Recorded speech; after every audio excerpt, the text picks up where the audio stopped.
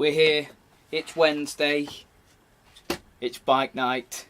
Bike night. Live stream in the winter. Hello. So we're going to kick off with a bit of news of what's gone on in the past week. And there's been lots of news going on. Firstly, tyres. Pirelli have announced that they've sold 5 million of the Diablo family tyres. It's quite a lot. It's a lot of tyres if you think how many people are out there on two wheels. 5 million, and at the same time they announced a brand new Diablo Corsa. Diablo Rosso 4. Diablo Rosso 4. I lose count. 4. 4 is before 5. So details on them are quite thin at the moment in terms of actual construction, and we've only seen a picture and it looks very similar, but I'm led to believe that it's a completely new compound that should give extra life and grip and in both wet and dry. Which kind of isn't what the Rossos were known for originally. No, but they've been on some big bikes. They've been selected for the new Aprilias that have come out, which we'll talk about in a minute. But they've also been on things like the MVs, Ducatis. I think Ducati signed an exclusivity agreement with Pirelli that only Pirellis would be on Ducati bikes. Now, I don't know if that's still going, but when you think about the range of bikes that is, that's a lot of bikes. It's a lot of bikes. Covering a lot of ground, but it just makes me think of somebody coming out on a scrambler where you see them in the shop with fairly knobbly tyres on. Yeah. Coming out on Rosso foils, thinking it's quite a slick tyre. Yeah, but that's not an issue because I think Pirellis have also got, like, is it the Scorpions that are more knobbly, kind of traily tyre and all that sort of thing. So there's all sorts of stuff in the Pirelli range that they're exclusive to. But that brings us on swiftly to the new Aprilias.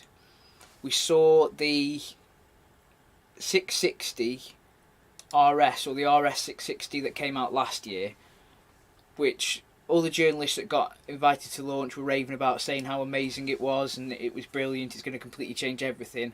And then they've knocked it out of the park again with the new Tuono 660 using the same engine. It basically looks like the same bike but minus the plastics. Spec's going to be the same. It'll be geared slightly shorter. Okay. So in theory it should feel a bit quicker. A bit punchier, yeah. And obviously the riding position will be different. If it's coming from the Tuono, there's a big shift between the Tuono and the RSV4. Definitely, yeah. So it'll be more sit upright and more comfortable. But again, it's another bike to the A2 category. And I know you're... Well, hang on. I only have 2 problems with this. And they're both purely aesthetic, so that's fine. The first problem is the colour schemes that were released, in my opinion, bit hit or miss. Yeah. And the other problem was when I read the description, they said wings. Yeah. And I actually had to zoom in on one of the photos we posted to find out where the wings were. See, the internal wings, it's like a double like fairing type arrangement, where the wing is on the inside of like the secondary fairing, so to say. The colour schemes, as you say, some are Marmite. The grey one, the grey with one the looks red okay. wheels looks cool, but the red seat, it should be black. Or I think it should be black, and that would match with the pillion seat that they include. The black one, I think, has a black seat. I can't remember, and that looks cool. And then the yellow one or the gold one, it's not gold. It just looks pretty bad. and it looks even worse with Good job. it looks even worse with red wheels on. So Bear with us 1 second. it looks even worse with red wheels on a yellow bike. So it's Sorry about that. Someone didn't turn his alarm off. But Blame yeah, him. it looks even worse red wheels With on that, a yellow bike.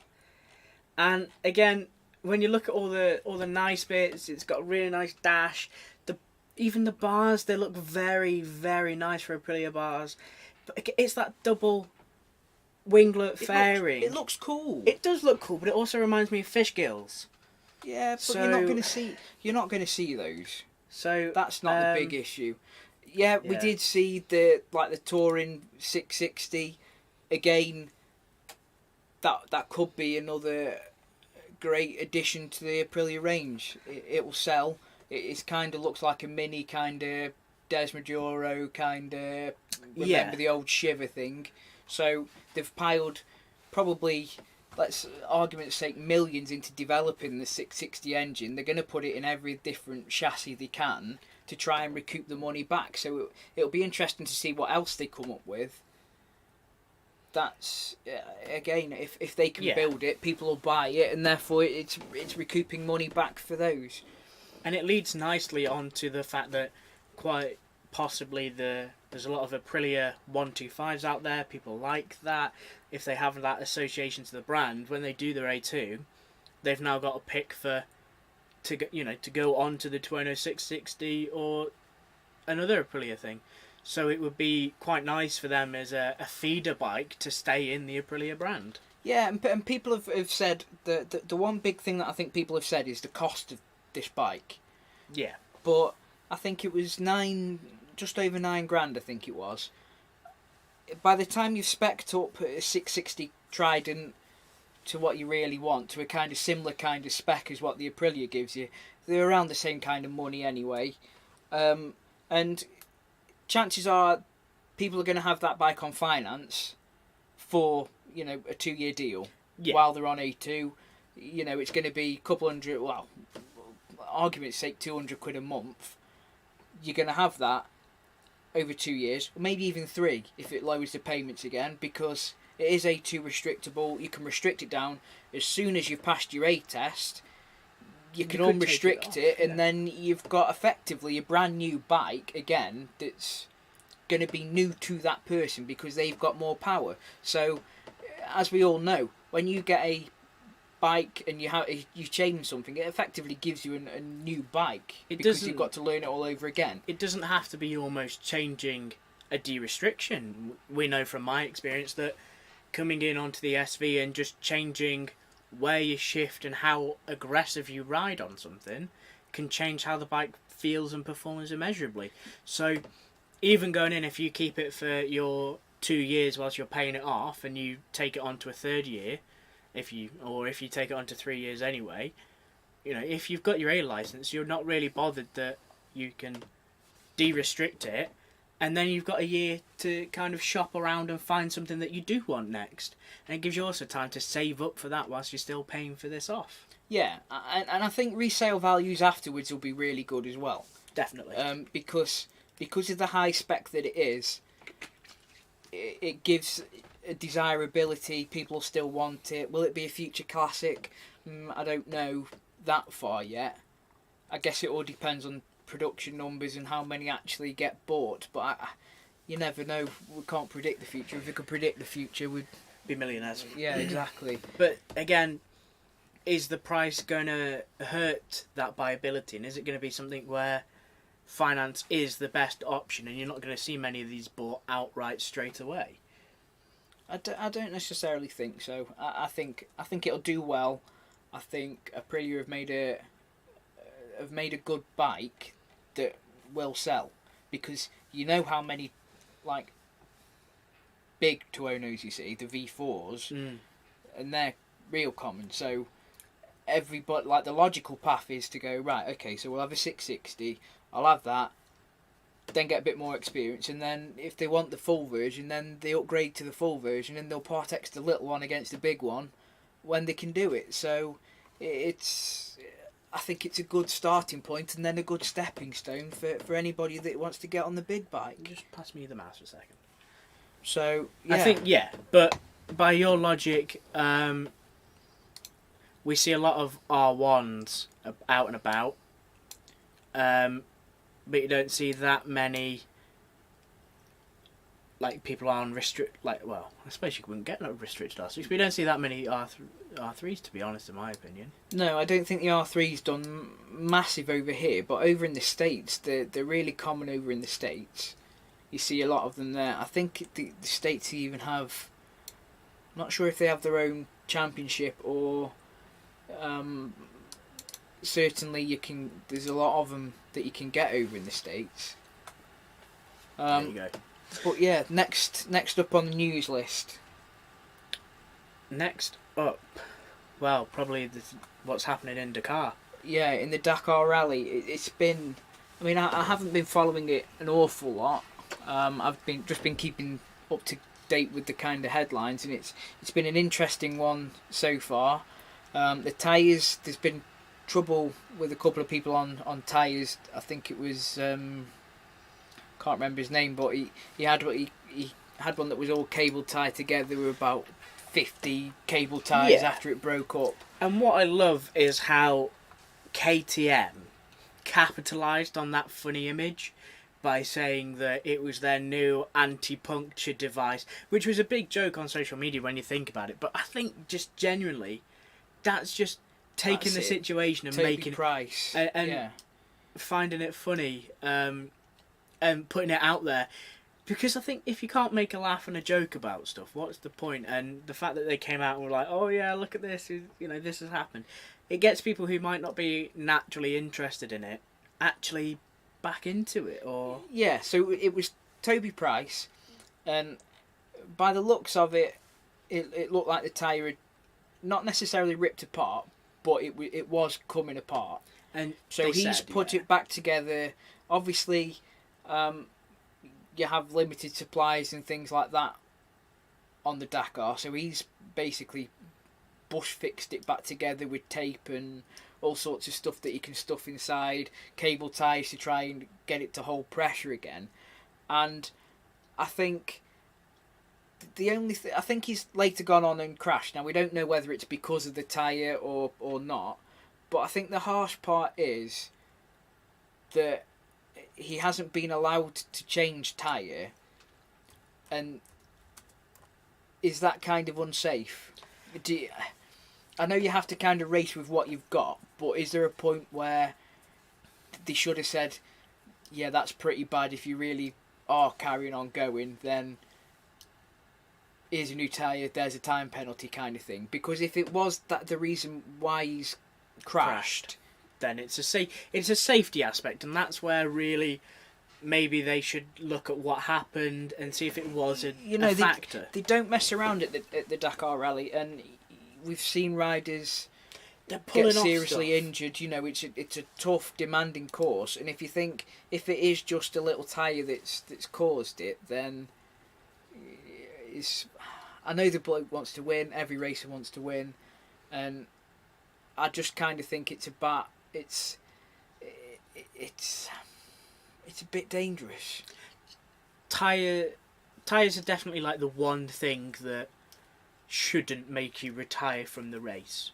I think when you looked at the photo, the zip ties were in the tread. You're getting nothing. He was probably getting nothing from that section of tyre. And if it was the tyre that caused the incident, then maybe it should be a revised thing. But now, obviously, you can't say, right, there you go, there's an unlimited stack of tyres for you, because obviously you've got to carry them in with you. You've got to be kind of seen to be efficient with what you got, and everybody would be changing tyres every day. But you've got to kind of think, do they say, well, that tyre's completely shagged, there's a new tyre, here's a time penalty. Put it at the event organiser's discretion. Yeah, because you can't have it so that everybody would have one. But yeah, I don't know. It's a very awkward one.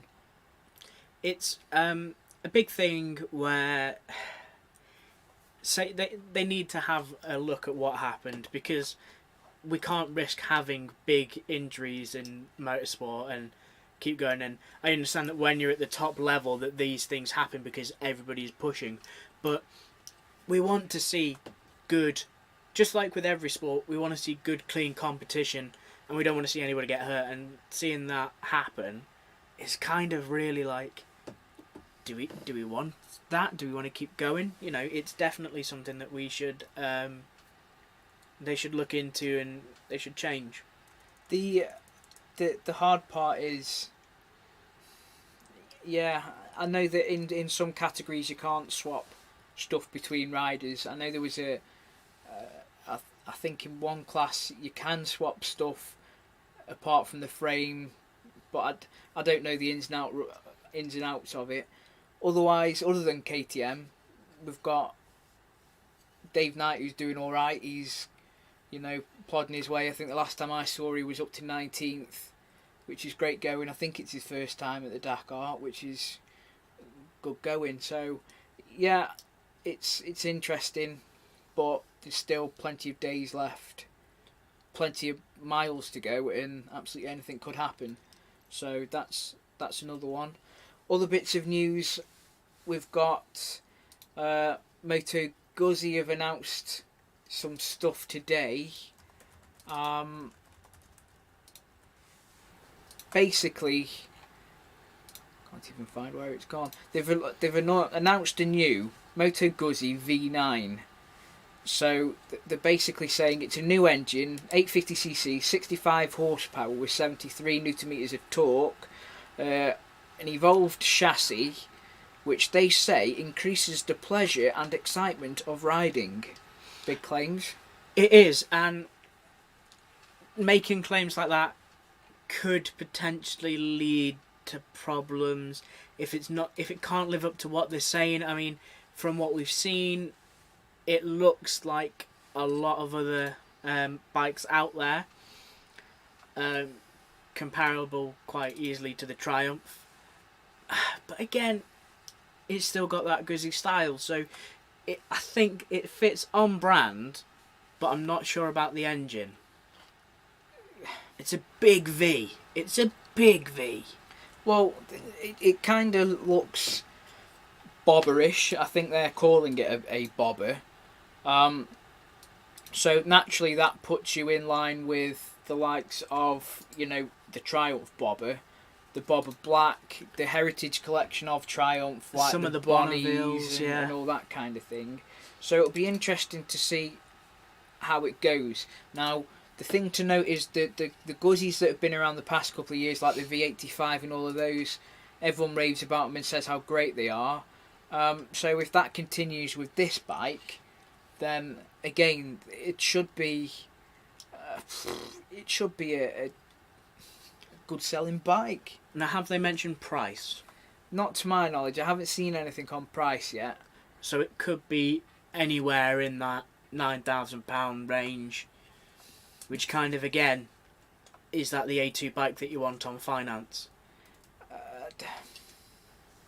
I don't know. Again, I don't really think a youngster's going to go for one of them, though. they might. There is that market, but it's within A2 restrictable range. It's whether that's provided as an option and it's able to be done, which I think if you develop a bike that is restrictable and you don't put in the effort to allow it to be restrictable, you're kind of cornering off a bit of the market. So if you have that restrictor kit available, again, it's that, is it available for A2 riders? Are they going to want it? Well, it should be available because, I mean, most of the time nowadays it's not a restrictor kit like what you have normally, like conventional bikes that's limiting the throttle, or a restrictor that's a washer in the exhaust or anything like that. It's just a change of the engine map, because a lot of them are ride-by-wire throttles, so it's just, change Plug that in. map from that map and there you go. So it's a big difference. It's a new bike. It's another new bike to the range. So we'll eagerly watch and see what happens. I'm still waiting to have a go on a V85 because it's one of those bikes that looks like great fun, but within this past year, I've not actually managed to get out on one. So that's I'm looking forward to seeing what this one does and to compare it to the bobber, because the bobber was great. And it looks from the release they're trying to claim everything being a perk and everything's a feature, but realistically, maybe it's a little bit light on the ground, where the engine is the main bulk of what you're after, rather than all the little add-on extras. So it would be interesting to see how that engine performs, how it sounds, how it feels, how it rides. They've been making that engine they've been making engines like that for donkey's years though, so it's like Triumph with parallel twins. They know what they're doing, they got the recipe pretty good, so the engine should be the good bit. It's the other bits that are connecting to the engine that, as you say, will decide really whether it's making it or not making it, I suppose. I think it'll be good. Everyone raves about the V85, so... And as you say, they're putting money into it, so obviously there's got to be a development of some kind. It's just how much of a development is it? I think the thing is, sometimes with these smaller bike companies, and let's be honest, a lot of Italian ones, like your MV, your Aprilia, your Moto Guzzi's, I think the problem is the bikes are great, but it's sometimes getting hold of the parts, because I've heard that you can be waiting a while, and it's also getting the dealers that people can actually go and have a look, and you know, there's a Honda dealer in every town, there's, you know, Yamaha dealers all over the place, there's Suzuki dealers all over the place, but I genuinely don't know where the nearest Aprilia dealer is. No, I don't think I could tell you either. So I think that's the hard part of... that's the growth. Get the deals open, get people in the dealerships and looking at the bikes, and they'll see how good the bikes are. Maybe there's a lot of independent dealers who they could reach out to and form like contract basis, you know, become a supplier, become a dealer, do that with us, because that helps start getting people in the market without them having to buy a whole new showroom and a dedicated dealer. So for a small place like that, becoming a stockist and a dealer where you've got technicians who can comfortably work on those bikes would be the intermediate step to follow. And it's just getting that there. Maybe it's a completely different story in Europe or Italy, where there are Guzzi dealers everywhere. I mean, I think that they're definitely growing, because you definitely see more of these bikes out and about. So that's a plus point straight away. So they're growing. It's been a bad year for everyone, but hopefully, I'm going to say this year we could be a bit better, but think long term, next year, that'll be the interesting year as well. So I think next year, even if we're still coming through with all the design development and everybody trying to do updates this year, next year will be the year where we start seeing these things out on the road, where people are able to purchase and people are able to take out riding, and we're going to start seeing that influx of purchases where people they've saved up for these 2 years essentially, and now they're going to say, right, when this is all over, going to go out, going to get a new bike, let's do it. Yeah.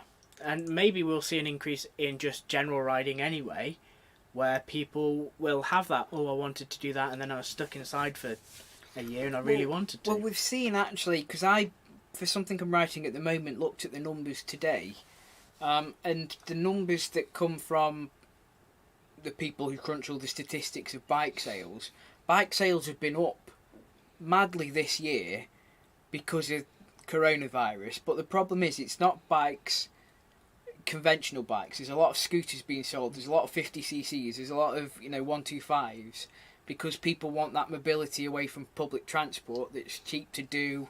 You can get your CBT for 120 quid, do a day, yep, sound, buy a bike for £1,000, and there you go, you're kind of off and running.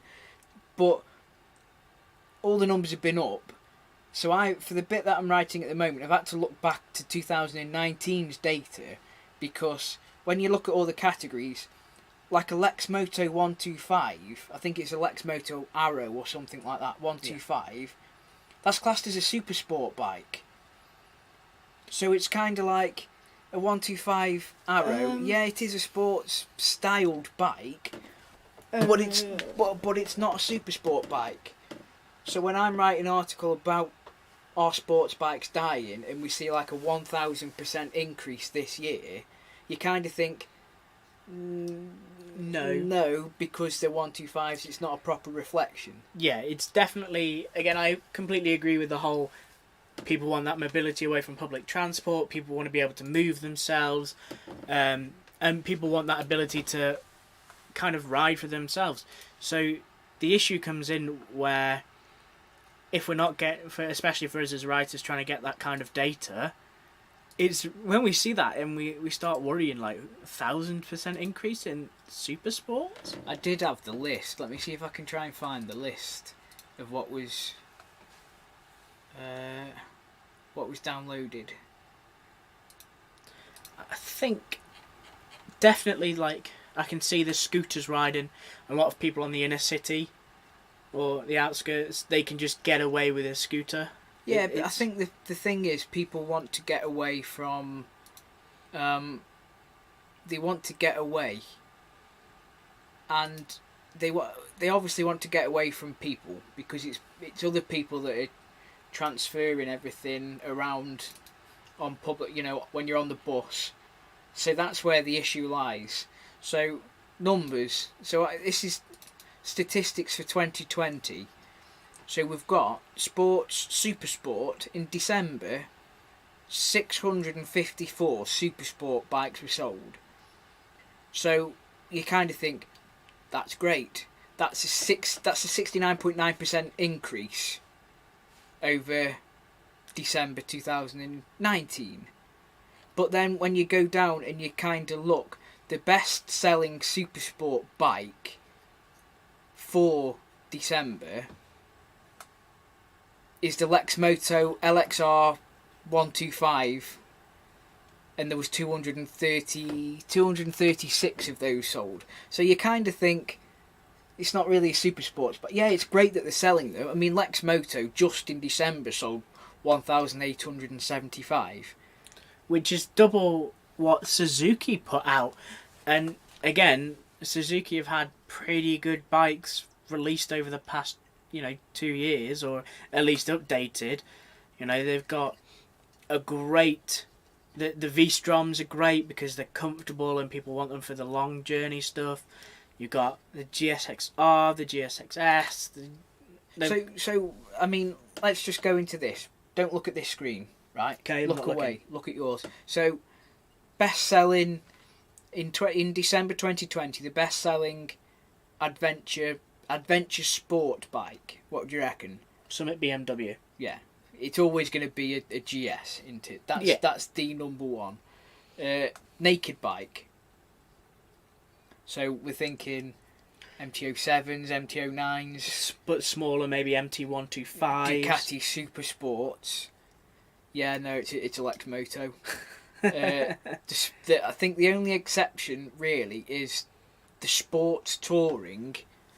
So you're kind of thinking fared, ability to carry a pillion and some luggage and everything. Still quick. Yeah, it's the Z1000.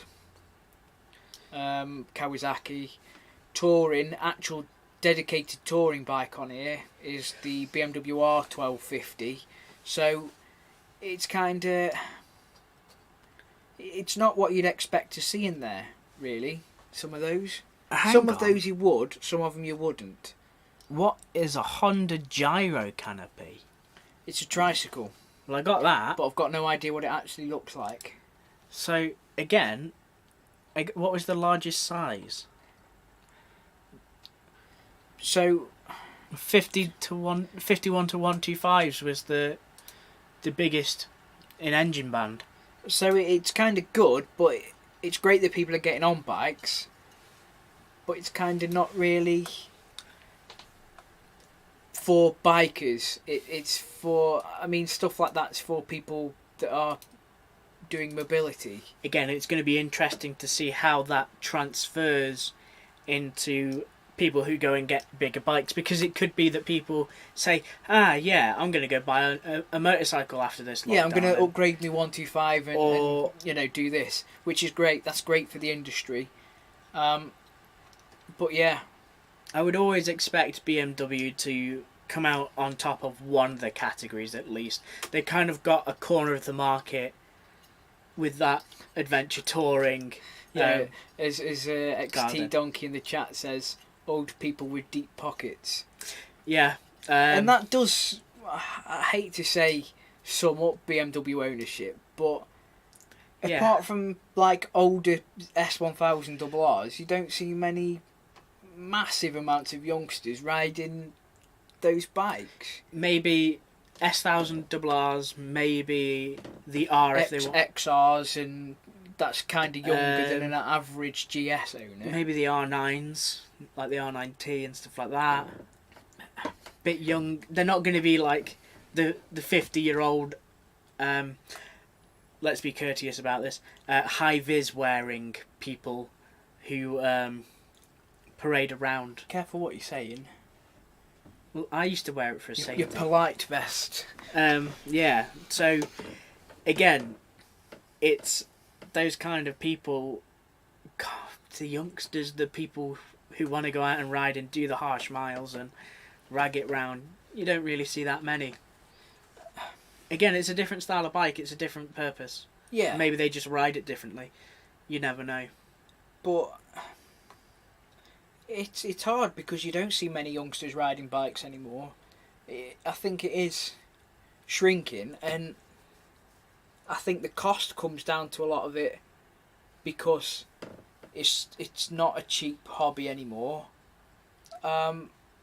Motorcycling isn't cheap, especially when you can go out, buy your car, do your car test, and you've only got to do it once. You're going to be warm, dry, arguably safer.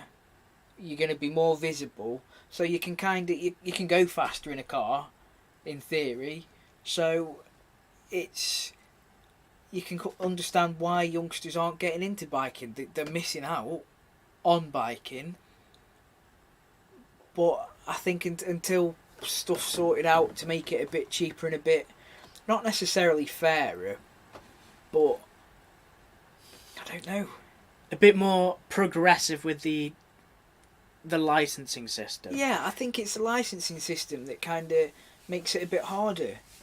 Yeah, and again, being in that point of view, I can understand why we've had the two-tiered license system for a long time. And I can see why a lot of people would be put up, but when you think that it was, shall we say, the standard across all of Europe, we kind of had to just stick in with that because we were a part of Europe. So, but the thing that I think sometimes is you go for a CBT and that isn't a formal test. That's just you go ride around a car park. Bloke says, "Yeah, okay, you've not fallen off yet." You then go for a ride around on the road, you get back and he says, you're safe to go on the road. So that's his opinion. Yeah. Of whether you're safe on the road. So why, when you do an A licence, can't you do a similar type thing? Ride round, do a fake Mod 1 test in the car park. Yeah, okay, you're good. Go out on the road. Yeah, you're safe. You know how to ride a bike. There you go. Tick in the box. You can now apply for an A licence, sorry. Instead of, because when you've done your A2, you've had a formal Mod 1 and Mod 2 test.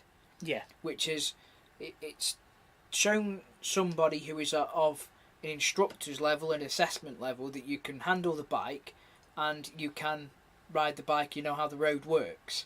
Now there isn't a massive difference in how two big bikes, that one's A2, one's A, how they ride. Apart from the fact that one's got a lot more power if you're riding a super bike. But in terms of actually riding the bike, they're going to be both as easy as each other. If you're riding an MT-07 and say, right, I want to go to an MT-09, apart from the fact that the horsepower goes up a bit, the weight's similar, it's going to handle very similar. It's not like going from a 125 to the first time you ride like an a 650 or a exactly. 900. So you could demonstrate in an afternoon, if you've already got an A2, that You can safely handle that power. You can safely use it. You know, it's not going to be a big issue. So I agree that maybe there should be something like that around, but I think the option should be there for somebody to have a bit more of a refresher should they want it. You know, some of the skills that I did on my A2, I haven't used. Yeah. And I don't know whether that's just me, but some of the skills, like, I can't remember the last time I tried to do a figure of 8 on a road. I remember trying a U-turn once in a car park and I didn't do it right. The thing is, it's not massively, like, once you've got it, it's not hard. Because I remember I went up to Brian's one time, and they'd still left the cones out in the car park, and I was on the R1. So I was like, oh, I'll have a little go on the R1. And you can still do it on the R1. Despite the fact that everyone says, oh, the steering lock on sports bikes is crap. Well, it is, but even on your test on any bike, they say you can use as much space as you want on your figure of 8. They So just give you a guideline. It's just about keeping it smooth and steady, and it's just slipping the clutch to get it round. And once you find that point where you can just, you know, trail the back brake, slip the clutch, it's all right. I'd say you'd be able to do it on anything. I would love to see maybe, you know, a GP guy do like a full test just to see how they handle it. Well, I think we did it last. I think I mentioned it. I can't remember if it was in the last live stream or not. It was. Don't know if it still is on YouTube when Shaky Byrne did his test years and years ago, and I think he must have. He was only young, but he was on L plates on I think it was a 916 Ducati, and riding one of them with L plates, doing hand signals because it might not. I can't even remember if it had indicators or anything. I remember you saying, yeah. And then he passes his test. He's doing a massive burnout in the car park and a massive stinking wheelie out the gates. So it's interesting, and I think the hard part sometimes is racers have spent so much time on track that they're used to riding on track. So sometimes it's got to be a bit daunting for them to go on the road for the first time. Much like for me, who spent all my time on the road, going onto the track, because I was constantly looking at my speedo, looking in my mirrors, and you don't need any of that on track. No. Whereas I suppose from a racer's point, who's used to doing 100 mile an hour plus, looking at revs, not looking at speed. not looking at the dashboard, looking where he's going, to then come back onto the road to think, oh, I'm limited by speed now, and I've got to stick in my lane instead of using all the width of everything. So I think it's got to be. I mean, I'd love to chat about someone that's done it. I know there's quite a few riders that do ride on the road, but that'll be an interesting one to see how they get on with that. I think it would definitely be a fun thing to see, and we might see if we can find that Shaky video later, because that sounds quite funny. It was an old fast bike from when he was on the fast bike, Mag. Oh well, you know it's going to be good then. Because they did videos, and there was quite a few that were on YouTube, but YouTube doesn't like stuff like that because of the copyright, and I think they got taken down. But I'll have a dig through later and see if I can find them, and I'll post them up. Speaking of races, we now have a completed official Moto GP 2021 grid. Okay. So as of today, everybody's been finalised at who and where they are. There's been a few changes as we go through the grid. Yeah. I don't think there's much that hasn't been expected. Like, we knew that Rossi was going to go to Petronas Yamaha. We knew that Alex Marquez was going down to LCR. I say going down, but it's not really. He's still got a ride which is incredibly good, and his performance last season has definitely been, especially in the later half of last season, has definitely been great. It's great to see Jack go up to Ducati. The surprise is Aprilia. Now, it has been confirmed, this picture that we're looking at is on MotoGP.com.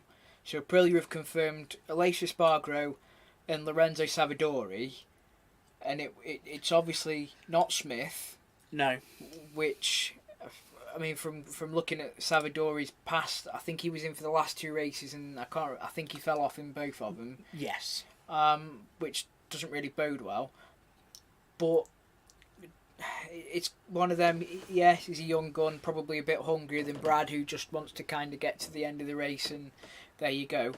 But I don't know when Iannone's ban was up, but depending on what's happening with the season this year, when it's going to start, what kind of season, because we might have 12 Spanish Grand Prix again this year.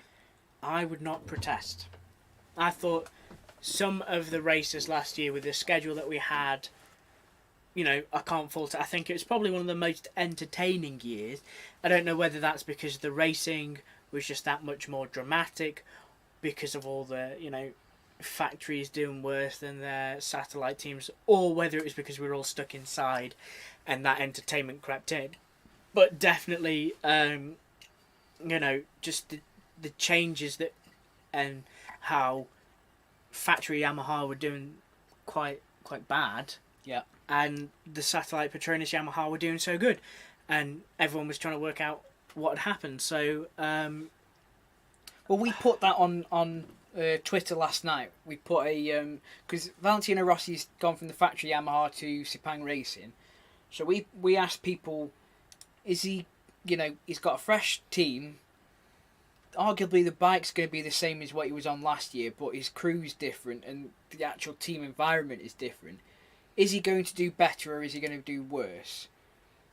Now, there was quite a mixed response. Some people are going to say he's going to do exactly the same and flounder along as he's been doing. Some people have been saying he's going to do better because, you know, the fresh faces, new team, less pressure.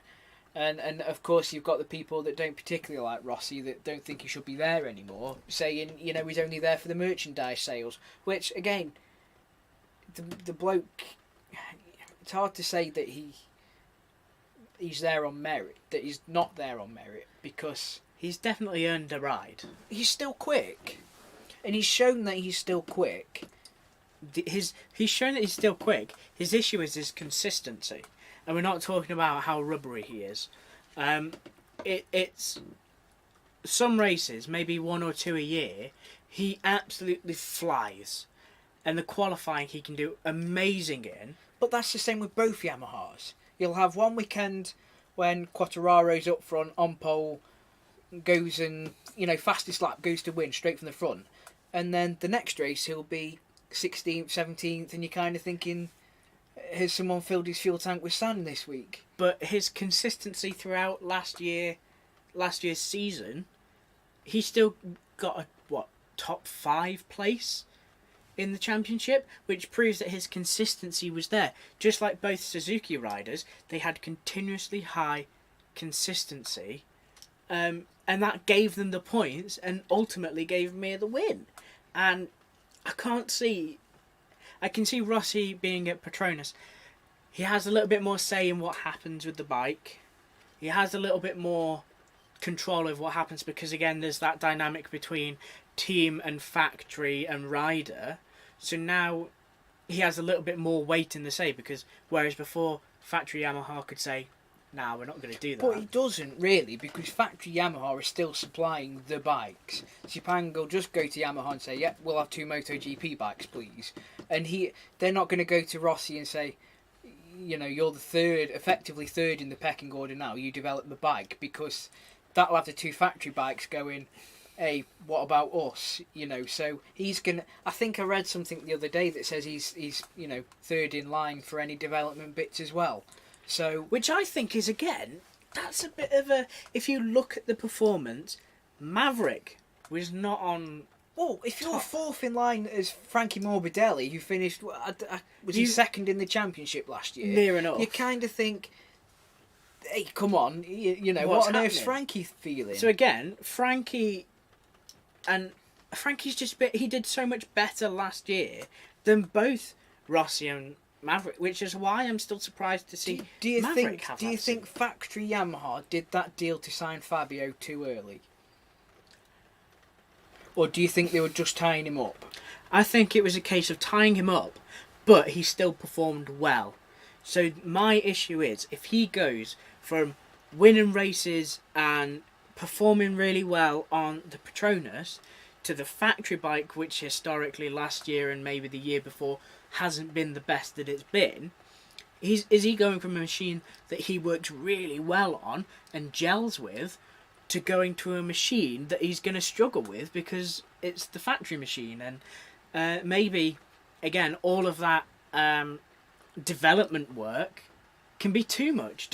Why are we going to see now a difference between the two ex-teammates, one at Petronas and now one at Factory Yamaha, Sepang and Factory Yamaha? Are we now going to see that shift where one is going to be doing significantly better than the other, despite them being near enough equals last year? I think the big thing last year is you couldn't tell them apart. The hard part is Morbidelli was on the old bike and Quattararo was on the new bike, and that's probably going to stay again this year. I think that the hindrance is Yamaha obviously struggled with engines last year. Yeah. And engine development is frozen for this year, so if they've got a screwed engine last year, then it's going to be the Achilles heel again this year. Because they had the valve problems, didn't they? Yeah, there was valve problems and all sorts of stuff like that was going on. Reliability, they had penalties for going over mileage, and yeah, so that's that. Nige says in the chat, Morbidelli or Rins if Marquez isn't fully fit. Now, Okay. I read something the other day, and sometimes reading isn't good, and I can't remember where I read it. I don't know if it was on Reddit or somewhere like that. But apparently, according to an online doctor or certainly somebody in the medical industry, he said that the scar, the placement, and some of the other, you know, when you see the x-rays and things like that, Other details of the injury, yeah. yeah, said that it was such and such an operation, not the one that the doctors have said he's actually had. And this bloke says that the operation that he has actually had is like a serious one that you probably won't recover from. So obviously it's a bit of he says, she says, you know, whatever. But if that is true, and they've said that he's had one operation, not this one, and that if it is true that the operation that he has is going to be, you know, over, then that's bad.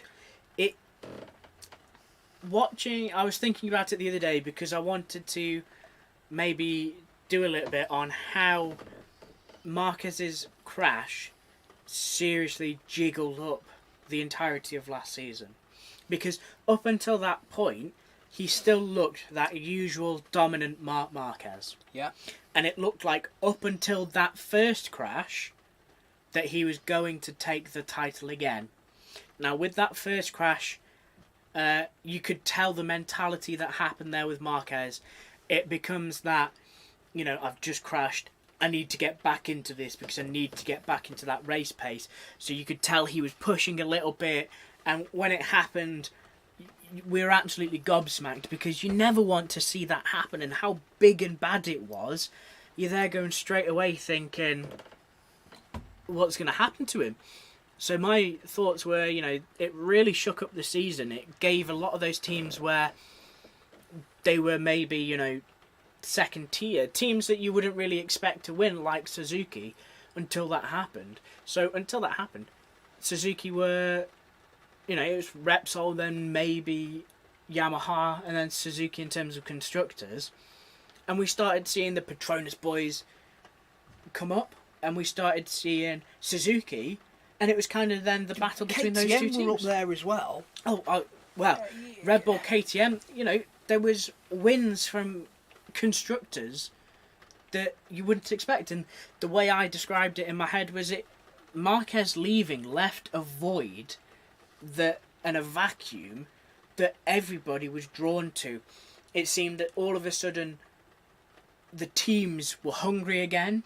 We started seeing faster, better development, better consistency, and I'm not saying that Marquez going out was a good thing. Obviously it was horrible, but seeing the shift that came with the Repsol team taking their racing focus to Alex Marquez, really gave him the support. He was.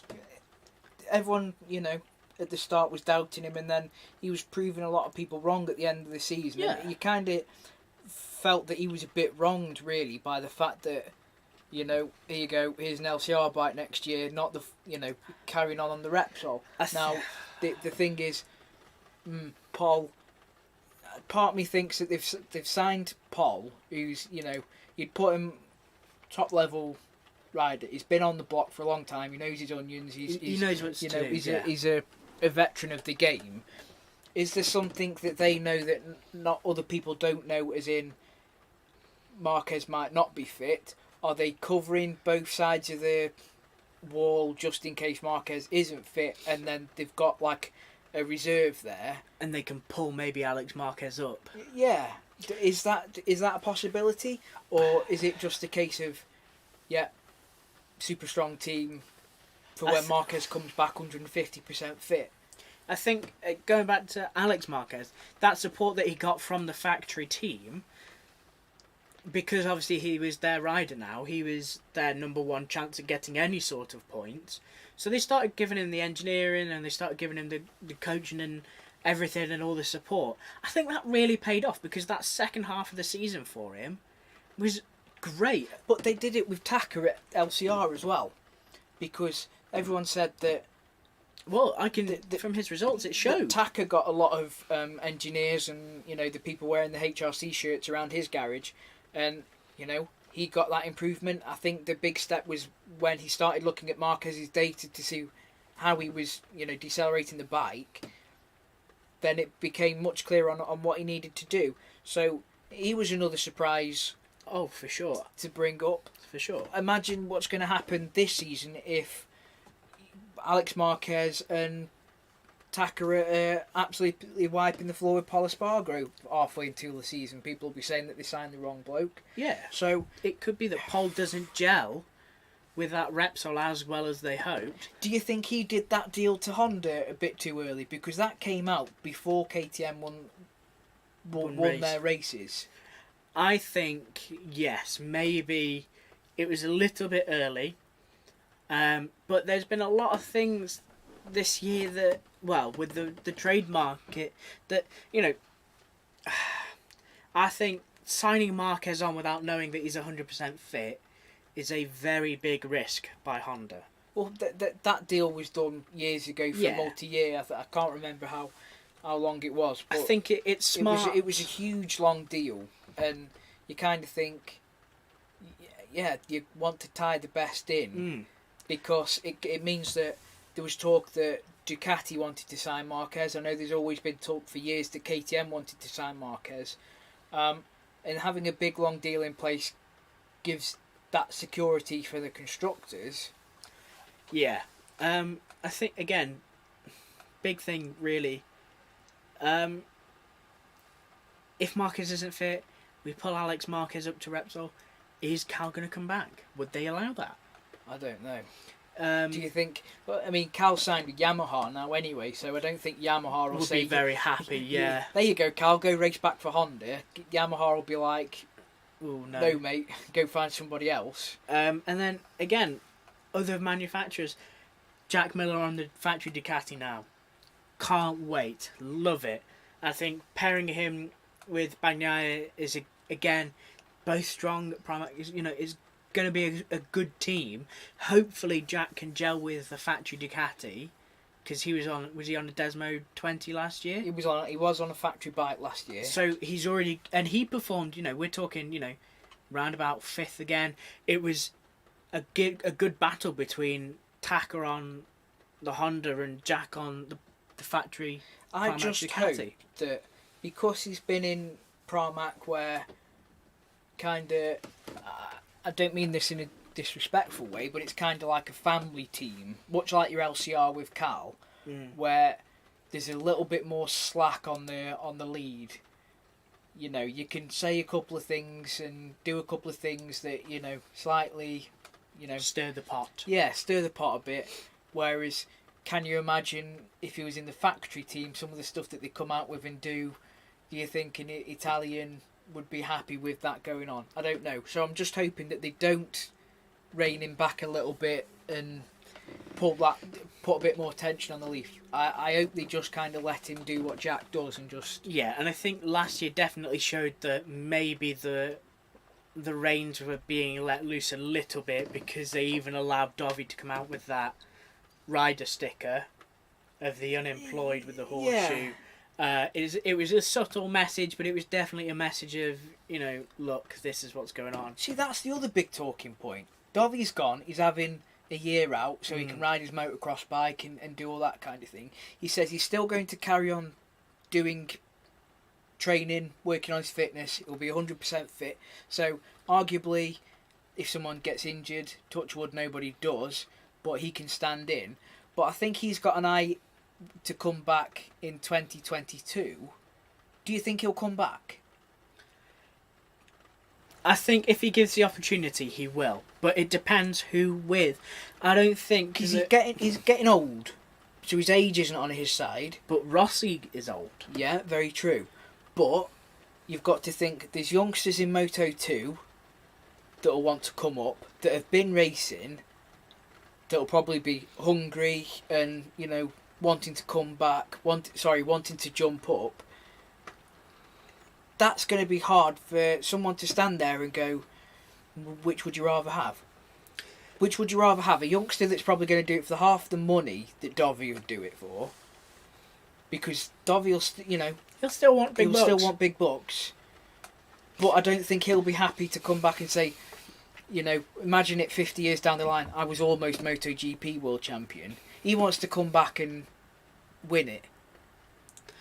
Yeah, there are a lot of people who we know deserve to be champion due to their dedication and their skill, but never made it. But again, are we phasing out the old with the new, or is it going to be that the riders who deserve to be champions have been pushed out through injury? Because Pedrosa only had to leave because he was just getting so battered and bruised every season. But Pedrosa was getting on a bit. But he was runner-up so many times, and he deserved the championship. Yeah, okay, yeah, he was runner-up an awful lot, but you'd kind of describe him as the ultimate number 2 rider, because he came second, did all of that side of things, but never moaned about it. He came second in the championship so many times to Marquez, never moaned about it. Never kicked off, never should have said, it should have been me, not him, or anything like that. But Danny was a very, very humble guy. And that's the thing, is he was very humble in a lot of the things he did and a lot of the things he still does now. Even just, I check on his Twitter every now and again to see what's happening. And he still does a lot of charity work and voluntary work and stuff like that, and promoting other causes. Because he uses his popularity for that. Now, I think Danny wanted to be there and he never complained, because he wanted to race. And he was consistent enough to still be getting points.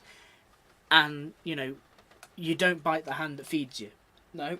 If you're doing well as you are, you're getting points, you're consistent, you're with the bike, that's fine, you've got no major issues, why would you bite the hand that feeds you? Yeah, I think the thing is as well, though, he did... He's gone to a test roll with KTM, which again, it's a good gig. It's probably really well paid. Lifetime supply of free Red Bull and all that kind of thing. Orange wheels. So, yeah, sticks with the orange. Not obviously look good in orange with Repsol, so stick with KTM and stay in orange. But again, speaking of KTM, I'm not sure how they're gonna pull out this year as a team, because you've got... Well, Nige says Oliveira could be a spoiler. Maybe. Both him and Binder are one of them where you don't know what you're going to get. They're going to bite the screen and go alpha leather and see what happens. And I know people might get upset, but Oliveira, did he win 2 races last year? But I know he definitely won the one, and that wasn't 1 or 2. I can't remember if it was 2 or not. I think it was him when they were at Austria, maybe, at Red Bull. And then did he do one at Portugal on his home track as well? Yes. So I think that first win maybe was a bit lucky, because if we remember, Jack Miller was trying to defend. He was trying to push on that corner, and they both went wide, and Oliveira just took the normal perfect racing line, and because he was just on the racing line and got the power down perfectly, obviously he got the head start and got the win. Now, I just think that Danilo Petrucci got a bit screwed on that deal. I don't know. At the end of the day, he wasn't doing very well. And last season was a bit of a weird one because he was nowhere. And you kind of think, well, if you're Ducati, you're going to want to get the best riders that you can. Mm. So, well, I'm not saying that he doesn't deserve to be still at Ducati. I fully support having Miller and Bagnaia at factory Ducati because they really worked for it. But I think... So at Pramac, would you rather have Zarco or Petrucci? I would rather have Zarco Petrucci than Zarco Martin. Why? I just don't have a feeling about Martin that he's made a big enough impact yet. And I like Zarco. He's got an He'll eat your hat on that one. All right. I reckon this year he will. I don't know. There's just some things that I think he'll do well. When you see him, he just looks at one on a motorbike, and the other guy, Moto 2, Aaron Canet, he stepped up from Moto 3 to Moto 2 this year. Yeah. And he just looks at home on the Moto 2. But Aaron, he's always been looking at home on a bike, so that's the thing. I'm wanting to see how Dorna and the FIA deal with Zarco again this year, because we saw a lot of the penalties last year. Those pit lane starts and the Rossi pit lane start. Oh, those pit lane starts. It's just ridiculous. Silly, yeah. It was ridiculous. So I don't know if they're looking into redoing that, but they definitely should, because it was very, very disruptive to Zarco's season. And it happened to Sam Lowes as well. Yeah. When you're starting from the pit lane and then everybody goes, and then you've got to wait another 10 seconds to then go, and fair play. I mean, it shows some skill to have a recovery ride, but when you're starting and 15 seconds behind everybody else, you kind of, it's a bit unfair, really. It needs looking at, but obviously it's still got to remain safe. So, yeah, they've obviously got to keep the safety there, but how do you keep it safe? And I think that, again, like you say, being 15 seconds behind everybody, even if you are making half a second per lap gain, you wouldn't catch up. Yeah, that's it. It would be too competitive. You get caught in the mid pack. You wouldn't be able to maintain that, and so those pit lane starts, you can just tell there's a disadvantage there. And again, we're seeing this with the safety regulations. Safety is the priority, especially after some of the incidents last year. I just think that it does need looking at. It's not great. But there's no other way around it, really, is there? Well, you'd have the pit limiter on. So if you started when everybody else is going, by the time they've crossed pit lane, the exit, 90% of the time you're going to be halfway to the exit and still on the limiter. But I suppose it always brings that thing that, yeah, what happens if someone stalls it and has to get going that way? There's still a bike there that, do you have to wait for them to clear? Yeah, it's always it's a horrible one, or I don't know, but you kind of think it screws the race up before they've even started the race, and that's never a good feeling. So I don't know. I think it needs looking at and needs sorting. Whether they just say, right, okay, you have a long lap penalty instead, or 2 long laps. I mean, that was another one that was an interesting one, the long lap penalty. And Zarco still got a long lap penalty, took that perfectly, and still kept his position, which is, that's kind of what you want from a rider. Yeah, but then you kind of think that's not really a penalty, though, if they're keeping their position. Exactly. I mean, I know you want a penalty, but how much is a penalty, and then how much is it letting him off with it? So I don't think that long lap was intended to let Zarco off. I think Zarco did better than people expected him to do. So through his skill of riding and how he managed that long lap, he overcame the difficulties that long lap was meant to implement. So maybe it was because he pushed so hard the lap before that it gave him the time to not lose position on the long lap. So that's riders and that sort of thing. The other big MotoGP news is the Sepang test that was the winter test that was supposed to be happening, I think a couple of weeks ago, or not ago, in a couple of weeks. That's been cancelled due to COVID-19. So obviously it would be a big task anyway to get everybody into Malaysia for the test.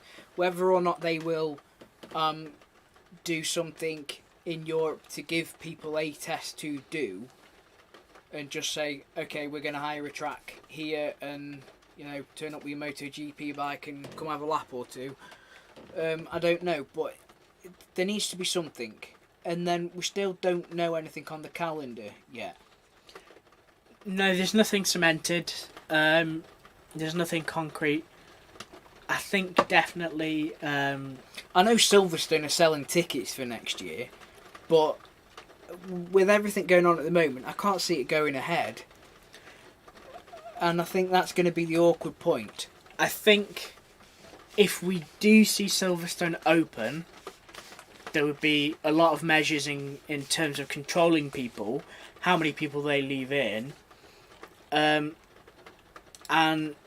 it would be an all-British crowd there. Yeah. They wouldn't. I don't think we would have any external flights coming in.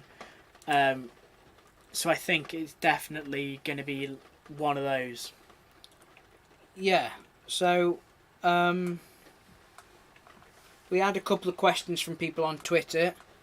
The first one comes from John, who asks, is the trend for gadgets on bikes a good thing or bad? Sat-nav, Bluetooth, Cardo, Sena headsets, mobile phones, connections, that kind of thing. We did touch on it last week, where we talked about having Bluetooth integrated dash with your headset and all of that. So if it doesn't become a distraction on the road and it doesn't increase your risk of incidents, I could see it being okay. Now, when it becomes massively overdone and you've got like your dashboard, your phone, your Cardo, your music playing, and you become a hazard on the road, that's definitely an issue. I would rather have people lost and safe than connected and crashing and causing incidents. So realistically, it is a matter of are people going to be safe about it or not. Now, people still need to know where they're going, but maybe you should look up beforehand. All of those things come into it. And I think kind of communications as it goes right now, things bolted to your helmet, doesn't really take my fancy. They never look that good. I mean,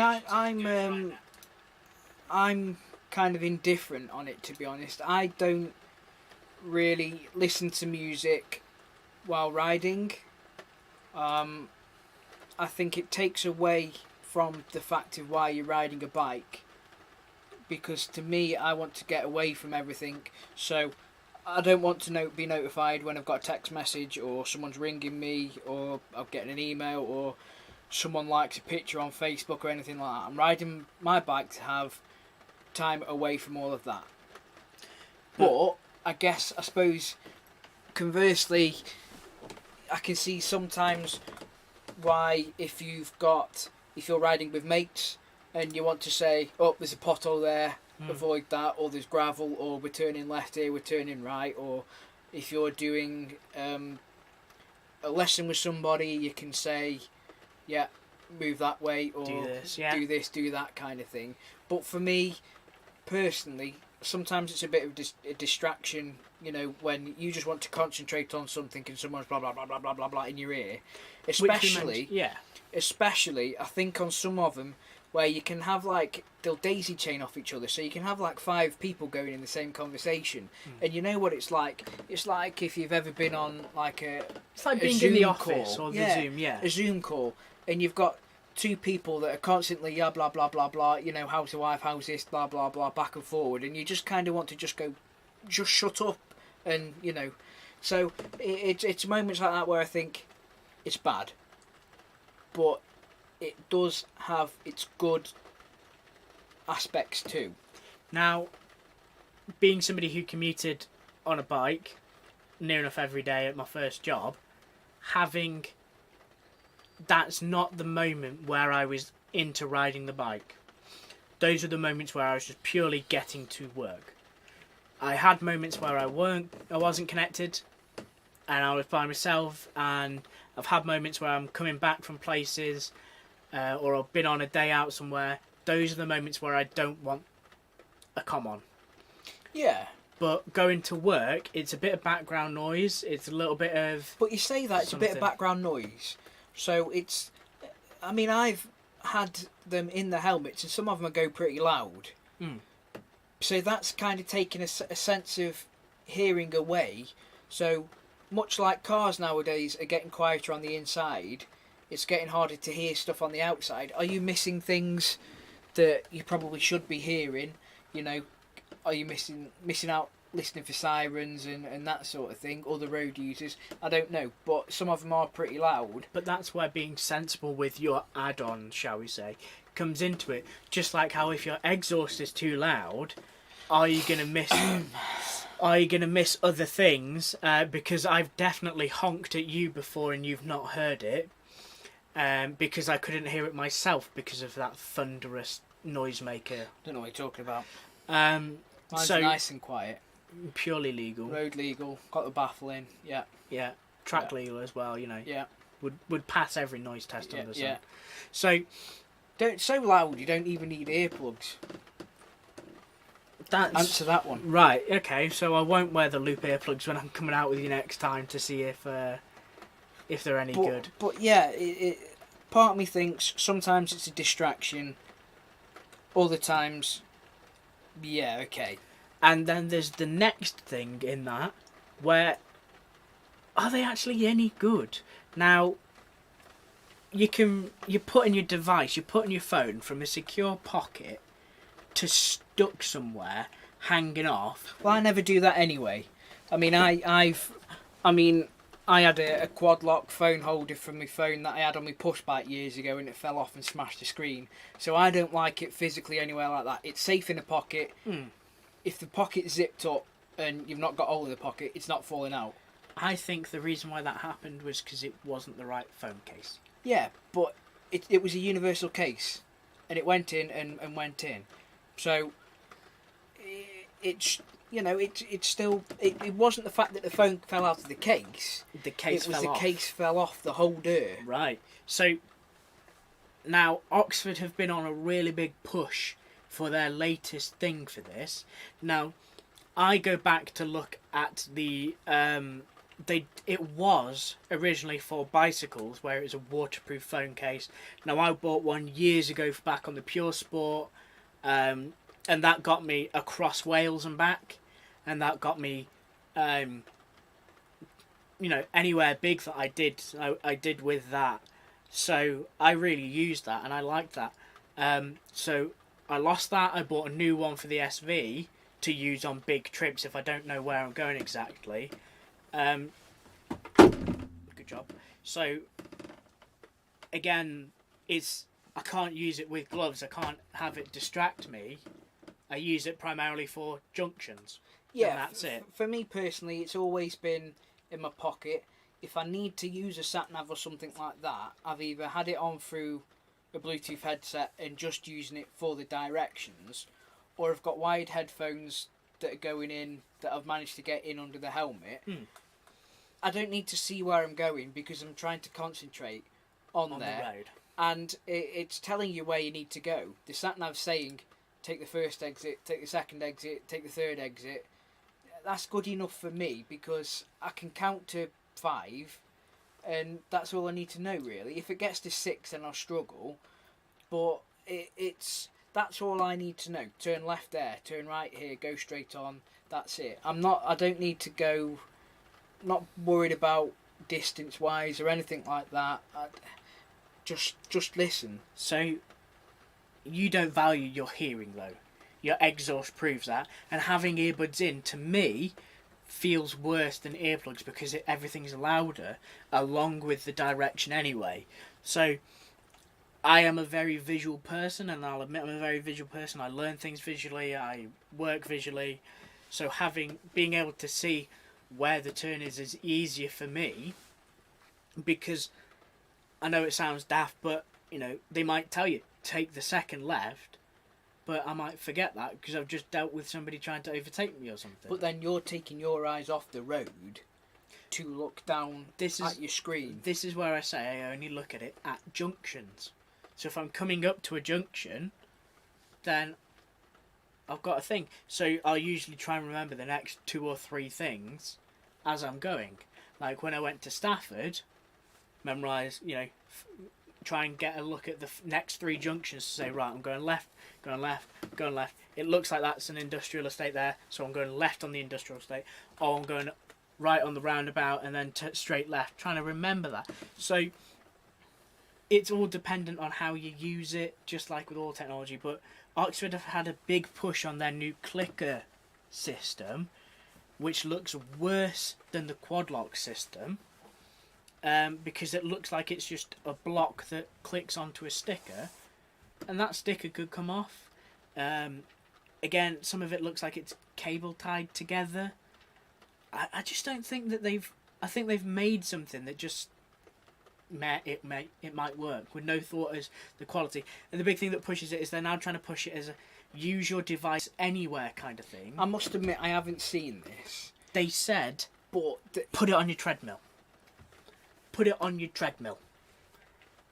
Because if you're using it on your bike, it's got to deal with vibrations and cornering and anything like that. Whereas on the treadmill, it's not doing anything. So where people have complained about it, how bad it is on their bike, their marketing has changed to say, well, we're not advertising it for bikes anymore. I must admit I haven't seen that, so I can't really comment on it, but it's... yeah. I think that some of these things, it's just getting a bit excessive. You have all of this stuff in your car, and that's fine for a car because you're commuting, or the missus rings you to say pick up eggs on the way home, or do this or do that, or you're sorry I'm going to be late for work. You don't want that on my bike. I ride my bike to get away from everything. Let's just ride the bike. I don't need to update Twitter and swipe on Tinder and all that kind of thing while I'm riding my motorcycle. So it's motorcycling's for motorcycling. Let's kind of keep it at that. Yeah, that's what I think. It's definitely, again, it's how you use it, how you want to use it, and how safe you can be while using it. Again, I wouldn't advise distracting yourself on the road any more than you actually are, because it's dumb. The thing is, unless it's a properly built-in system, you can't control it anyway, because even if you put your phone on there with your glove on, you're not going to be able to do anything with it. So you're going to have to pull over somewhere, take your glove off, use your phone. Right, sorry, there you go, carry on. So unless it's a fully integrated system that kind of mimics on your bike what's on your phone, then you kind of, it's a bit like, then if you've got it mirrored on your phone to your bike, then you're going to have controls on your handlebar. Now a lot of bikes do have it now. They have little joysticks and levers and all sorts of stuff like Scroll that wheels to do it on. It's a bit like, it's too much sometimes. Yeah, maybe it's too much. Again, as I say, personal preference, user preference, and user safety. I wouldn't go back to... If I could go back in time, I'd probably tell myself to not use it unless I was doing a big trip. I'd say going across Wales, it was a bit of a pain in the arse, and we had to kind of daisy chain hand signals. Maybe in that situation, with the new Cardo and Scala stuff, they are daisy chaining together to allow suitability to work together. So I think maybe with that in mind, in the future, if I was doing a big trip again with people, I'd try and organise something like that. I don't know. If you're doing a big trip, I don't want to hear what everybody's up to either. No. I just want to keep myself, enjoy the scenery. There you go, happy days. So, yeah, I don't know. I'm sitting on the fence on whether it's all useful or not. I sit on the fence on it anyway. You probably see it's a good thing, but eventually it's got its uses, but at the same time it's got drawbacks. It's just how you use. Like, I'm not going to be going out there full headset on watching a YouTube video as I'm riding. I'm not daft, but if I need directions somewhere. But you say that, there's people out there that I've seen doing it. You know, in a car, I've seen people watching YouTube while they're driving the car, watching Netflix while they're driving the car. I've seen people reading the newspaper driving a car. So, I would love to see you read a newspaper on the L1 as you go along. Well, yeah, but there's always that saying that, well, it was in Star Wars, wasn't there? There was always the bigger fish, right? the real life one is there's always a bigger idiot, really, because you think that somebody can't stoop lower, and then someone will come along and, you know, there will be a bigger idiot than what you think. So it wouldn't surprise me if someone's got a phone mounted to the motorbike and they're trying to watch Netflix or whatever. It wouldn't surprise me if that's actually happened. Yeah, I can see that happening. I'm pretty sure somebody will do that somewhere in the world. Someone's must have done it, surely. If not, I'll get you on it this weekend. No, so I'm not fine. doing that. But yeah, again, it's how you use it. Are you going to be stupid with it, or are you going to... I think that's the big thing. It's fine to do it, but be sensible with it. As with everything. Yeah. It's got its perks, it's got its drawbacks. Life lessons with Alex. Yeah. But for me personally, unless I really, really desperately need it for sat-navs or something like that, then no. Yeah, maybe I don't get on my bike, and if I leave home and I'm not wearing it, I don't think, oh, I really wish I was wearing my Bluetooth headset today. I don't get that. Whereas if you forget your earplugs or, you know, you something like that, you kind of think, oh, I really wish I'd put my earplugs in, or, you know, I really wish I'd taken my wallet so I could put some fuel in, or something like that. You those sort of things you miss. You can't leave home without your wallet for that bike. I don't really leave home and think, oh, I really wish I had some music on, or... No, but again, you ride different to how I ride at times. Yeah. You ride for the enjoyment and the pure love of it and going places and nice routes, whereas sometimes I ride for commuting. And yeah, but I've rode for commuting, and yeah... It wasn't every day. Yeah, and you know, on some of my long rides, there's been times where, you know, I've had a podcast on through the Bluetooth headset, because podcast isn't music. You can, you know, it kind of just takes that edge off and gives you something to... Well, it kind of takes a boredom away when you're sitting on a motorway or something like that. But it's not full on, you know, Ibiza rave in your head at maximum volume kind of thing, so you can't LED hear lights anything. and the helmet, you know. You know, it's nothing like that. I can't wait to do that, to see if we ever get a helmet with internal lights. Now, I know this is a little bit off topic and it's not motorcycling related, but Razer, the gaming company, have released a mask that has LEDs on the inside of your mouth to light up in the dark so people can still lip read and see your talking and your emotion. So... when is that coming to helmets? Hopefully never. Good.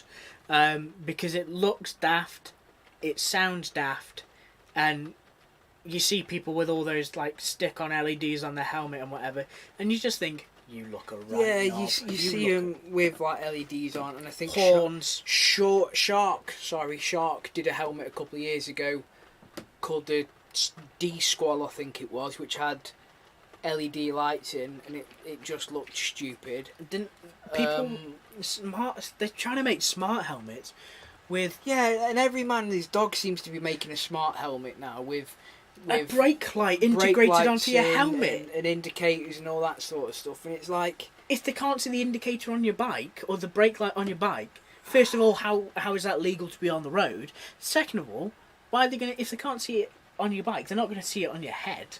And that's the thing. I can't remember the name. It was years ago that the first smart helmet that came out. I can't remember the name of it. And it was on Kickstarter and everything, and then it went cold. And like the money kind of went missing, and people never got the product or anything like that. And then somebody bought the rights back to carry on doing it. But since then, now everybody seems to be trying to make smart helmets, and it's like, the one that gets me is where they try and give you an integrated rear camera in the small corner of your vision. Isn't that what mirrors are for? If you can't see behind you because your mirrors are wrong, your mirrors are wrong. Surely your first port of call for looking behind you are your mirrors, and you should really be checking them regularly. Yeah, but the thing is, that's sometimes if you think sports bikes, you're kind of hunched over an awful lot, so that'll probably be looking at the sky. But yeah. the thing that I was interested in actually was the heads-up display that gets kind of put in. That'd be interesting if you got a head-up display, because you don't have to look down at your speedo to see what you're doing. I could see that being beneficial. Yes. You know, it's just there. That'd be interesting. I know that electronic project that was kind of supported by Jaguar, kind of, you know, I don't know whether it actually was or he just said that, but it was the ARC that was at NEC.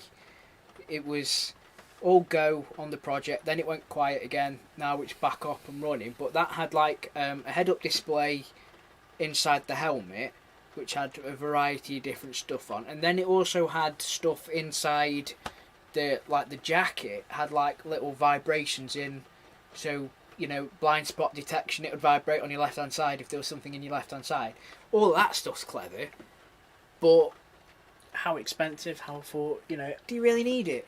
Yeah. How hard is it to go, oh, there's a car there, I'm not going to pull left, or yeah, it's not hard.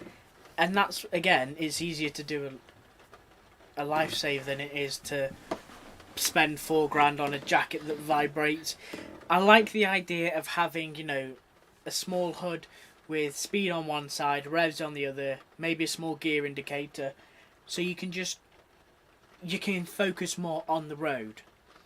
So you don't have to look down, you don't have to, you know, I think that would be beneficial. Yeah. But I think lights, sensors, cameras, whatever, is a bit much. My only issue is, how are you going to integrate that helmet to the bike? It's because the SV doesn't have Bluetooth. No. How do I get that? Well, again, sometimes I think, is it technology just for the sake of technology? I think at the moment, that kind of concept is when there's a little bit more data done on it, and you could see that maybe people not looking down at the speedo as much reduces the risk of crashes or incidents on the road. Maybe then it becomes something where actually, yeah, this is tech that is worth having. But that sort of stuff was on cars. I remember some of the old M5s, BMW M5s, had head-up displays. And it's not like 10 years later, every car now has a heads-up display. I don't think I've ever driven a car with a heads-up display. So it's not as if it's gone, oh, that's a really good idea, let's put that on. Now every car's got it. It's a bit kind of like tech for tech's sake. Yeah, I think that's what it is sometimes. People are just trying to make a quick buck. not necessarily a quick buck, but a marketing gimmick. Oh, look at us, we've got this new thing that you haven't got. That must mean you want it. And it's like, that's not how it works.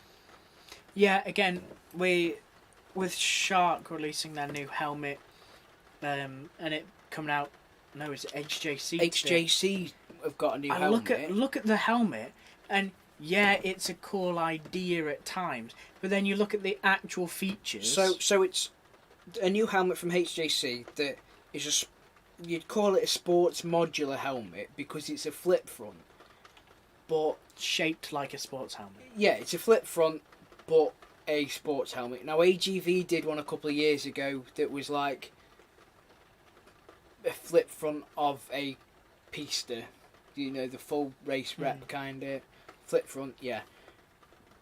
Do I trust a flip front? Me personally, no, because some of the sharp tests still that say that they're not 100% safe.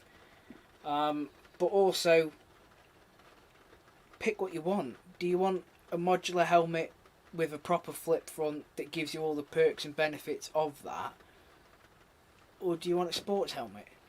Yeah, I definitely... It gives you the protection, the aerodynamics and all that kind of thing. I definitely can't see it being used anywhere fast.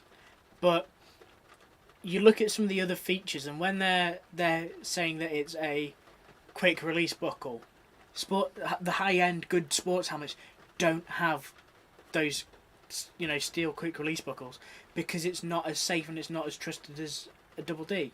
Yeah, there's a reason why. There's a reason why that all the good stuff uses that is because it works, it's safe, and it's quality.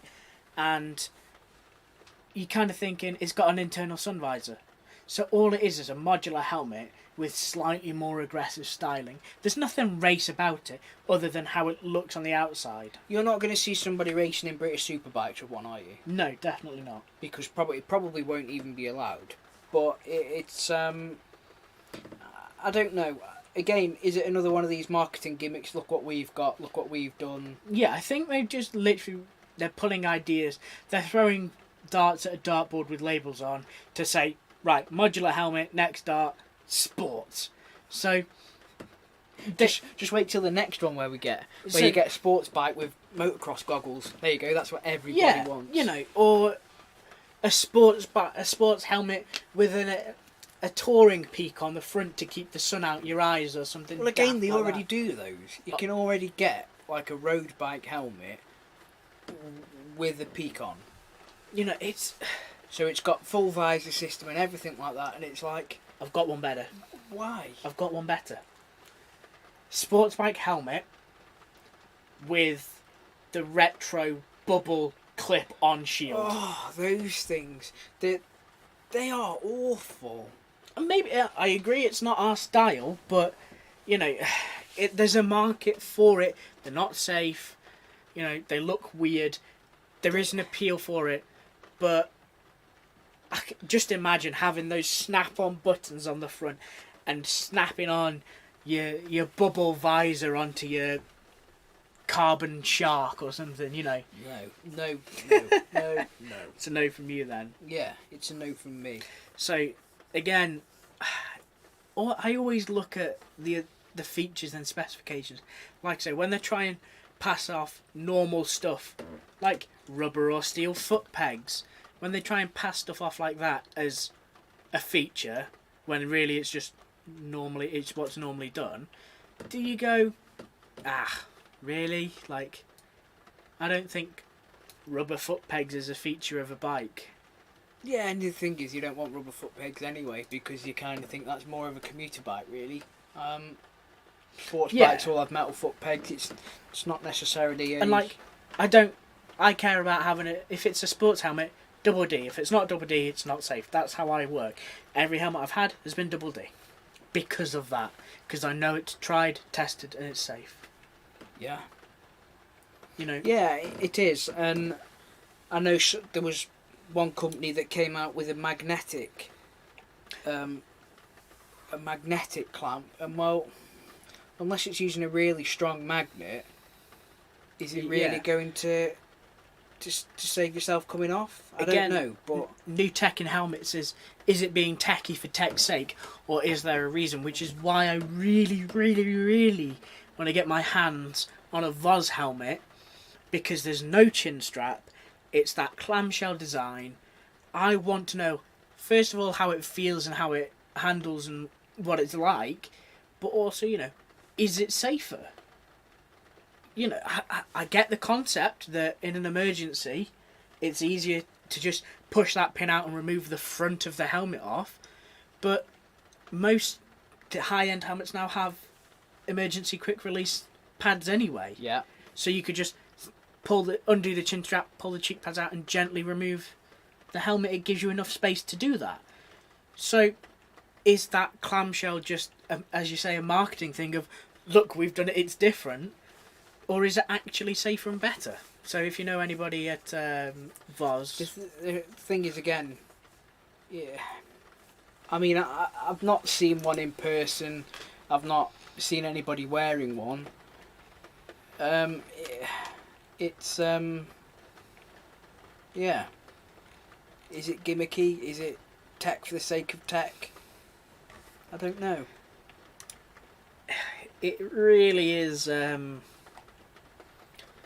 It's really hit or miss with helmets at the moment, because the helmets that work, the helmets that people buy, stick around and just get updates here and there. NXR been a big one on the market since it came out because it's relatively affordable. It performs well. People like it. You're only saying that because you've got one, though. No, but the AGV Pista, it's expensive. Yeah, it is. But it's safe. And people buy it. Yeah. And again, I don't know whether that's because of its glamorous Instagram appeal or it's actually a good helmet. I know it's definitely not quiet. It's not. The thing with the Pista is, it's not practical for the road. And again, it's a track day helmet or a race helmet. It doesn't work on the road. The visor hasn't got a ratchet on, which means that it's bloody impractical, because you come to a stop, you lift your visor up, and then the slightest movement or even gravity makes the visor flip back down again. So it's not on a ratchet. It's just either open or closed or slightly propped open. So you there's no in between with it. You can't have it half open just to let a bit of air in. It is loud. The main gripe I had with that helmet was that the cheek pads slackened off an awful lot, like a massive amount. So you'd buy it and you'd size it in the shop. You'd wear it. Yeah, okay. You'd probably undersize it to allow for a bit of cheek paddage to kind of loosen off and everything. But after about 6 or 7 rides, it was really loose. I tried washing the pads. That didn't really bring back any kind of padding or anything.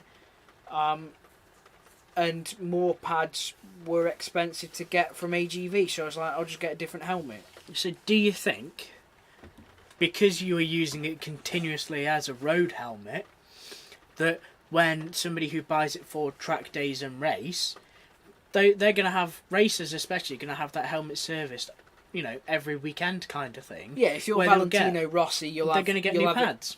Padded, custom sized and custom fitted to your requirements. So for them it's not a problem, and maybe that's what AGV bought in and took with that mentality on that. As I said, every brand has that helmet that sells really well because but you of it. offer that for the races, right? Yeah. You don't then expect a person to go out and spend £1,000 on that helmet to then kind of buy it, wear it 6 times and be like, oh, okay, it doesn't work anymore. No, but that's you using the product different from its original intention. Yeah, but even if I was an average track day or racing in Thundersport or something like that, I'm still not going to be able to have it serviced every weekend. But your use of it, you wouldn't be, if you were on your average track day, you wouldn't be doing a track day every week. You may, at maximum, maybe 1 a month, depending on how lined your pockets are. Even so, you don't expect it to slacken off that much, though. So that's 6 months, and then, that's, You maybe go in and get it serviced by whoever you purchased it, who's an AGV helmet service. Well, I do kind of disagree that if you don't want it to, like, it got to the point where I could almost turn it 180 degrees on my head. That's how loose it got, and I was like, no, can't wear this anymore. Not safe. No, so you don't expect that much. Yeah, and you did wear it a lot. Not a massive amount though. Again, everyone has their preference on helmets, head shapes, etc. You know, but you look for what's quality, and you know, construction, fastening type. You know, everyone. It doesn't matter what brand you go to. You know that a double D is always going to be safe. Yes. And you know that tri-composite's going to be great over polymer shell. You know, there's always things like that involved. So use your wits about you when you're going and buying stuff, and don't buy into the hype of, oh look, we've got a new sports themed flipped front internal sun visor. Don't buy into the marketing hype. We're gonna go for, let's do another 15 minutes or so. Let's open up the questions to, if you're watching, let us if you've got any questions, type them up, get typing. Anything and everything. In Who Wants to Be a Millionaire style, fastest finger first. And let's see what happens.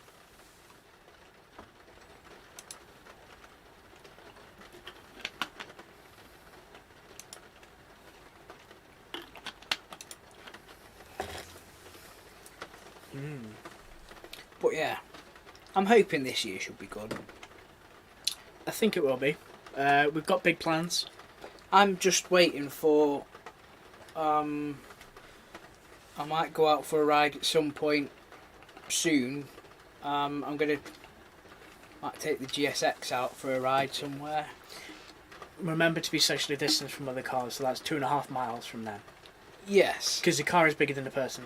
I think that the awkward thing is just wait to see what happens with these lockdown rules and all that kind of thing. See what happens, and then it's not very good at the moment with numbers, but as soon as it starts going back down again, I might get out for a cheeky little ride. So yeah. What plans have you got for riding this year? That's a big one from XT. I think for me personally, just to be able to actually get back out on a bike would be nice. I'd like to do some more. I'd like to ride with you, because we didn't do an awful lot last year. It's been awkward because of the coronavirus, so I'm looking forward to actually getting out and going places, fish and chips.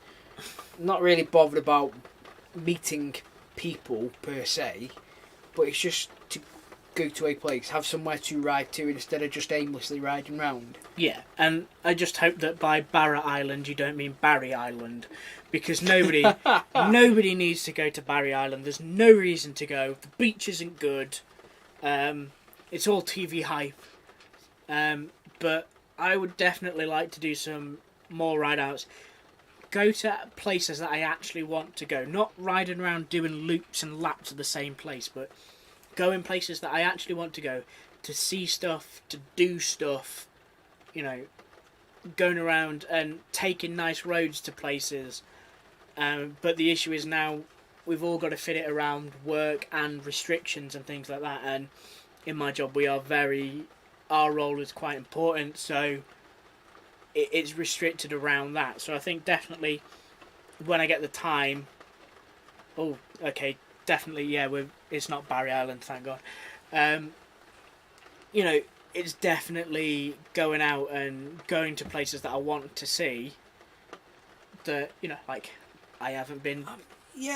For me this year there's that places that you haven't been and really want to see. Well, for this year and last year, there was a load of stuff on my list. Like I wanted to do North Coast 500, wanted to get over to Ireland, I wanted to go to the TT, and all of that's kind of been on the back burner now because you can't do any of that. So it'd be nice to do that and just take a week to go, Ireland, see all the sights and have a pint in Joey's and all that kind of thing. And go to somewhere that you've not been. I mean, I went to Scotland with work a couple of years ago, and it was just fantastic. And you kind of sit there and you're driving in your car doing it, and it's like, yeah, I need to come here on the bike. So that's the thing. The hard part for me is the planning and the organisation of everything. Where you're going to stay, you know, all that sort of thing. What's the actual route? Because sod's law with me is you look on Google Maps and you think, oh, that'll be an H road. And then when you actually get there, it's awful. Now, I know what on roads like, you know, if you're going to do the North Coast 500, someone's already planned it out to say, yeah, this is the best road. Yeah. You know, you can stay here, you can, you know, this is X amount, your nearest fuel station's here and here and here and all that sort of thing. But if you're just deciding just to go on a jaunt to here, then it might not already be planned out. So it's the planning thing that I'm not very good at. And that's where I kind of like if I want to go somewhere, I want to plan it in advance. I want to know what I'm doing, and that's the thing where you say go out and ride, and I say where to, because I like to go to a place and do something, and I'll see something somewhere, and I go, oh, that's a nice place to go and ride to, or I want to go visit that, and so you plan to go and do that, and that's where you go out and ride and just follow where the road takes you. And I'll say, yeah, sometimes I'll just go.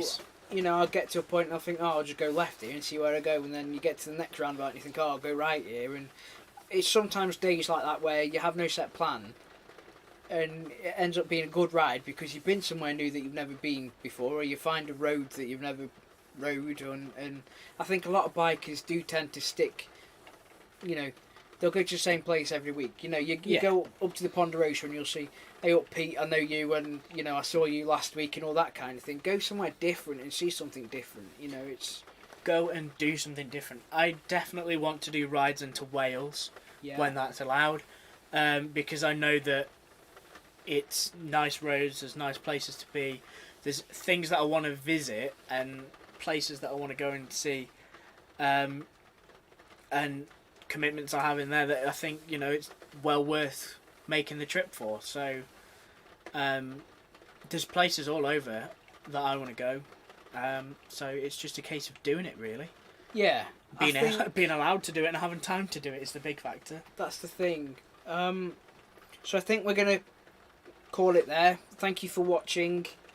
If you've got any more tips for us, feedback, any questions that you want answering, send us a message, write them down, and we'll answer them next week. We'll try and do another live stream same time next week, same time next Wednesday, 8 o'clock. So thank you for watching. Have a good night, everybody, and if you're riding, ride safe. Take care.